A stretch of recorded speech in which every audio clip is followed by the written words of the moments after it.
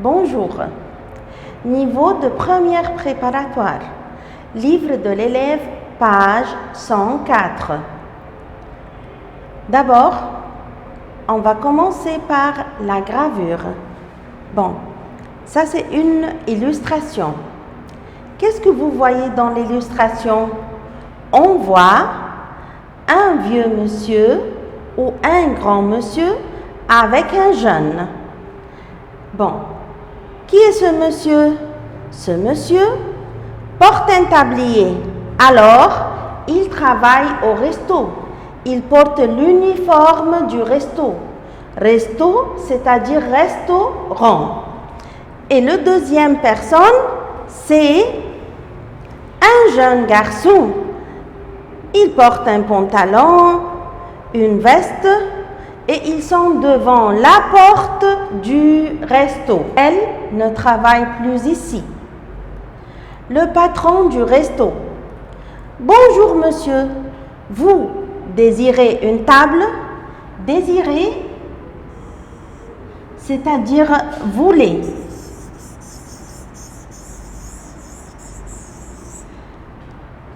Bonjour monsieur, vous voulez une table? Jean-Luc, non. En fait, c'est-à-dire en réalité. En réalité, je cherche mademoiselle Charline Delettre.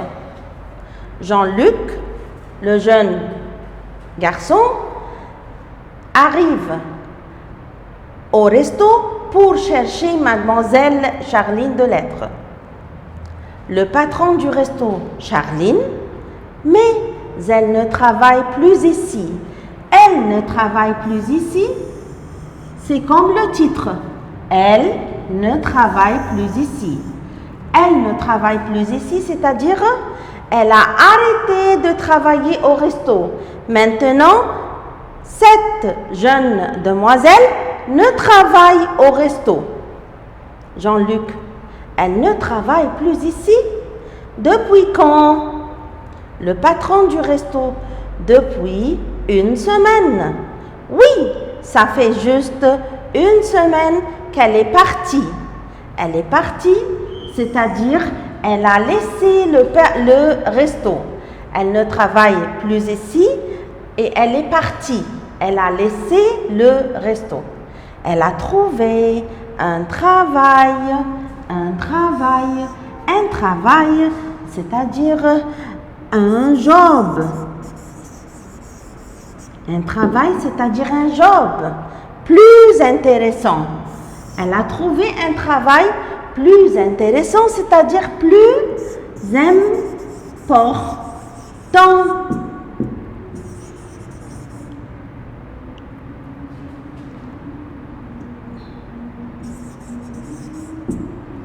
Voilà, ça c'est un. Non. Mais vous êtes un ami de Charline? Jean-Luc, oui. Je voulais lui faire une surprise. C'est raté. La surprise, c'est raté. C'est-à-dire la surprise n'est pas réussie.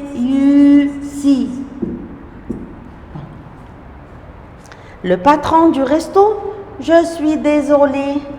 Jean-Luc est triste, il est fâché et aussi le patron est désolé. Désolé, c'est-à-dire fâché. Désolé, c'est-à-dire fâché. Ou triste. Sa nouvelle adresse, elle a déménagé aussi.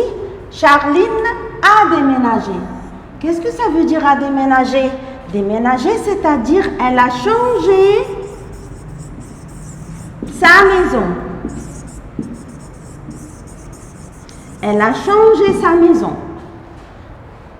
Quand le patron du resto, elle a déménagé il y a 2 semaines. Jean-Luc, alors, elle a changé aussi de numéro de téléphone. Le patron du resto, je ne sais pas. Elle a peut-être un portable. Un portable, c'est-à-dire un mobile. Le patron du resto, je ne sais pas, elle a peut-être un portable. Jean-Luc, comment est-ce que je vais faire pour la retrouver? Il veut retrouver Charline. Il veut retrouver Charline, c'est-à-dire il veut trouver Charline encore une fois. Le patron du resto, ce n'est pas difficile. Difficile? Difficile, c'est le contraire de facile. Ce n'est pas difficile. Vous pouvez l'attendre. Jean-Luc, l'attendre? Mais si elle ne travaille plus ici. Le patron du resto, elle ne travaille plus ici, mais elle vient encore ici pour manger pendant sa pause repas. Charline, maintenant, vient au resto pendant sa pause repas. Pendant sa pause repas, c'est-à-dire quand on travaille, il y a toujours une pause pour manger. Comme chez nous à l'école, nous avons la récréation. Pourquoi la récréation? Pour manger. Aussi, l'employé a une pause repas pour manger. Pause pour manger. Alors, Charline vient au resto pour manger, pas pour travailler. Bon. Et elle vient au resto car son bureau est à côté. Bureau, c'est-à-dire son nouveau travail, il est à côté. Si vous voulez vous asseoir, elle ne va pas tarder. Jean-Luc, le dialogue de la page 104, niveau de première préparatoire, page 104. D'abord, on commence par observer l'illustration. Regardez, voilà, Charline est arrivée au resto et Jean-Luc est à table. Regardez son visage, elle est étonnée, elle est en surprise.